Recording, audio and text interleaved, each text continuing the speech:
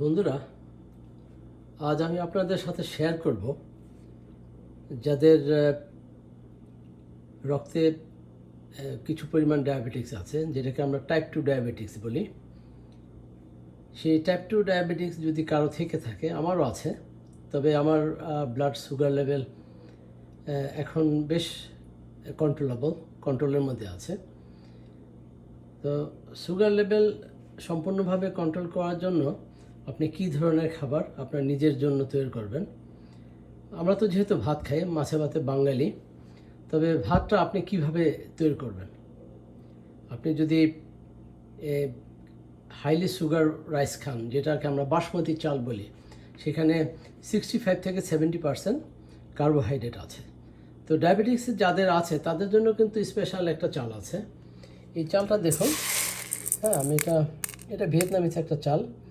এটা কিছুটা fibre rice বলা হয় এটাকে, এবং এটাতে সুগারের পরিমাণ 45 থেকে 52% পর্যন্ত। তো এটা ভালো, 42 থেকে 50।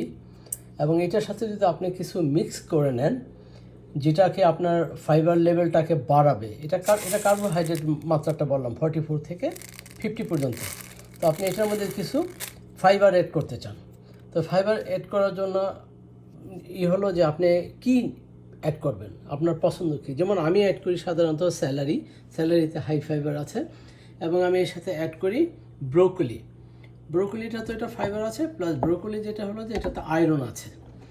আপনি যখন এই দুটো করবেন, মিক্স করে, হ্যাঁ, আপনি পারেন এর মধ্যে একটু পেঁয়াজ দিয়ে দিতে, এর মধ্যে একটু সামান্য মশলা, যেটা আমরা আর কি খিচুড়ি টাইপের ইনগ্রিডিয়েন্ট হিসেবে ব্যবহার করি, সেটাও দিতে পারেন। আমি সেটা দেবো না, আমি শুধু দিব স্যালারি আর দিব ব্রোকলি, আর এর সাথে আমি দিব খনিজ লবণ, যেটা আমরা এটাকে দেখাচ্ছি। এটা কোথায় এটা? তো খনিজ লবণ, হলো আমাদের খনিজ লবণ। এটা পাকিস্তানের সাধারণত মাউন্টেনের মধ্যে থেকে এটাকে উত্তোলন করা হয়, বের করে প্রসেস করে বিভিন্ন দেশে বিক্রি করা হয়।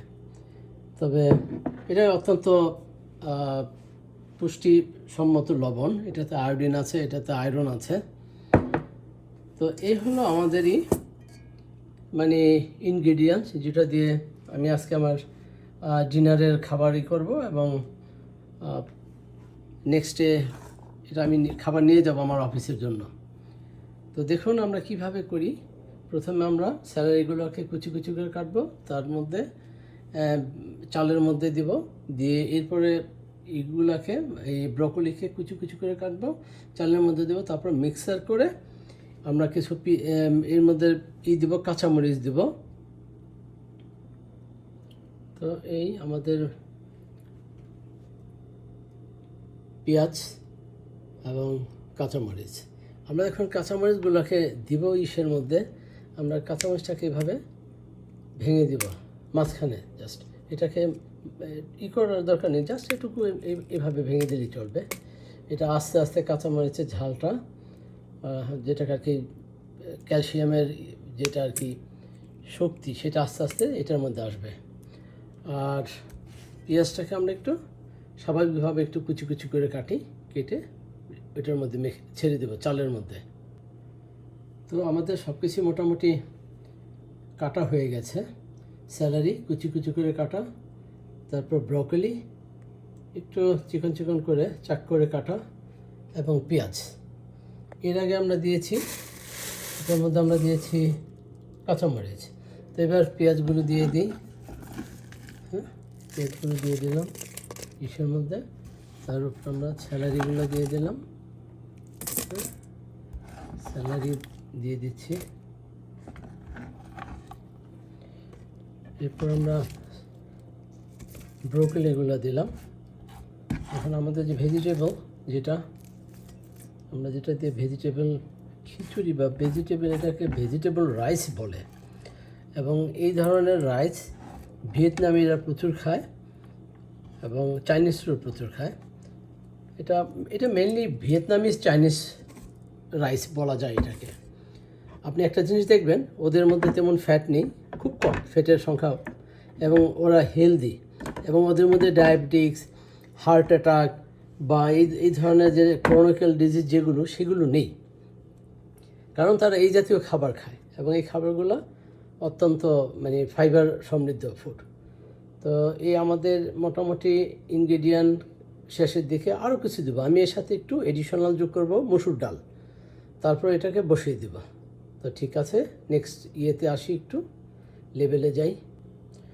মসুর ডালটা আপনি যখন দিবেন খেয়াল রাখবেন খুব একটা বেশি দেওয়া দরকার নেই, 1 মুঠ, যেটাকে এইরকম 1 মুঠ, আমি এখানে 1 মুঠের মতো দিয়েছি, এখন আমার হাতে কিছু লেগে আছে।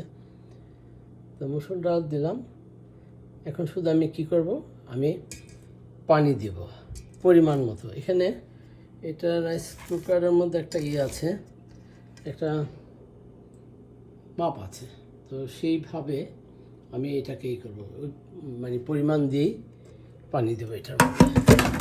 হ্যাঁ, আমি 2 ধরনের পানি দিতে পারি, হট ওয়াটারও দিতে পারি, কোল্ড ওয়াটারও দিতে পারি। হট ওয়াটারটা দিচ্ছি এই কারণে, এটা দিলে খুব দ্রুতই হবে, কুকারে এটা কাজ হবে আর কি দ্রুত।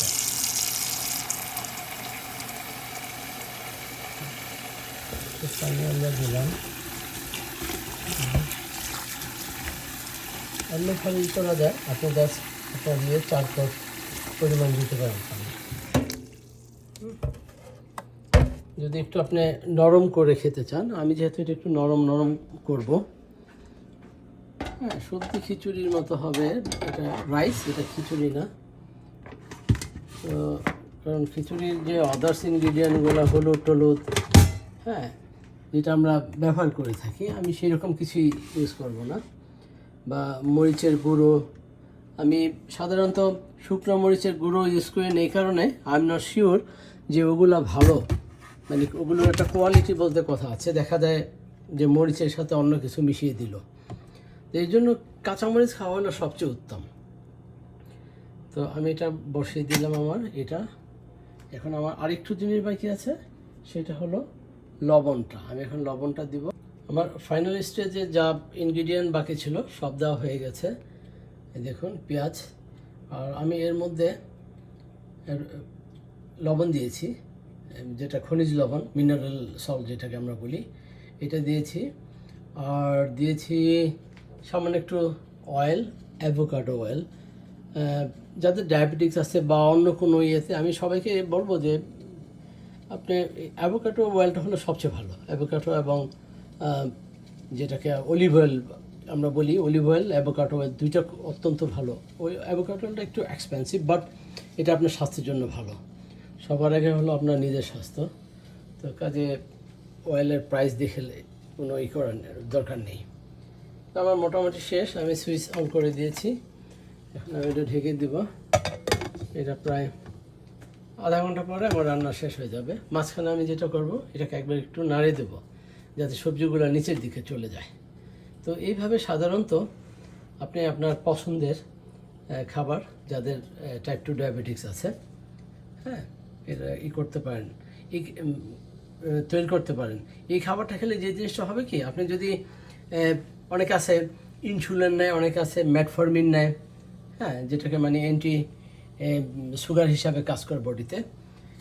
এই ধরনের খাবার খেলে আপনি যদি রেগুলার খান, তাহলে আপনার ওই ম্যাটফরমিন বা ওই জিনিসগুলো করতে হবে না, মানে মানে নিয়মিত মানে নিতেই হবে সেরকম কোনো সিচুয়েশন ক্রিয়েট করবেন না, আপনার মোটামুটি ভালো থাকতে পারবেন। এখন আপনার ডাইজেশন যেটা, হ্যাঁ, ডাইজেস্টিংটাও আপনার ভালো হবে এই খাবারগুলো। তো ঠিক আছে, এটা এখন হচ্ছে, এটা যখন সেকেন্ড স্টেজে যাবে আবার আপনাদের দেখাবো। ওকে, এবার আমরা খাবারটাকে একটু দেখি কোন লেভেলে আছে, কি হচ্ছে এটা। একটু নেড়ে দেবো। ওকে, ফাইন, এটা নিচে চলে গেছে সবজিটা, আমরা এটাই চেয়েছিলাম, সবজিটা নিচের দিকে চলে যাবে আর উপরের দিকে একটু পানি পানি থাকবে। তো আমরা ঢেকে দিচ্ছি, মনে হচ্ছে নেক্সট 10-15 মিনিটের মধ্যে আমাদের খাবার হয়ে যাবে। তো ফাইনাল রাউন্ডে আমরা যাব। ওকে, আমরা এবার একটু দেখি কোথায় আছি। আমাদের ইন্ডিকেটর অনুযায়ী আমাদের রান্না শেষ।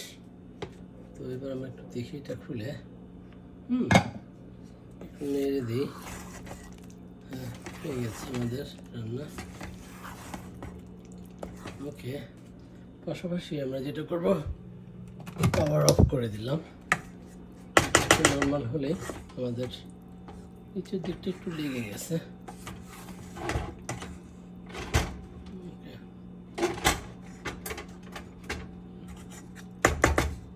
ওকে, এনিওয়ে, এই হলো আমাদের রান্না শেষ।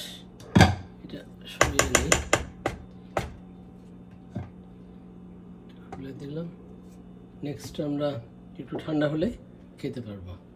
তো এইভাবে আমরা সাধারণত যাদের টাইপ 2 ডায়াবেটিক্স আছে তারা তাদের খাবারটা তৈরি করতে পারে, এবং এটা একটা সফট খাবার হবে। আপনি প্রচুর পরিমাণ খেলেও, পেট ভরে গেলেও আপনার কোনো সমস্যা নেই। আপনি এর সাথে সাথে আপনি সবজি নিতে পারেন, তরকারি নিতে পারেন, চিকেন নিতে পারেন। চিকেনটা একটু বেশি বেশি নিতে পারেন। তো আমি আজকে এটা দিয়ে, চিকেন দিয়ে, আর আর আমার কাছে কিছু সবজি আছে, এটা হলো স্পিনাচ, এটা দিয়ে আমি করবো, আমার ডিনার সারবো। তো ওকে, হ্যাঁ, ভালো থাকেন, আল্লাহ হাফেজ।